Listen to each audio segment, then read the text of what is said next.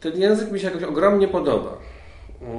I ogromnie mi się podoba jego brzmienie. Mam wrażenie, że niesie ze sobą jakąś taką historię, że jak on brzmi, to wraca z nim coś, czego nie ma, tak? Jest takim nośnikiem wspomnień, ludzi, rzeczy, które były, których nie ma.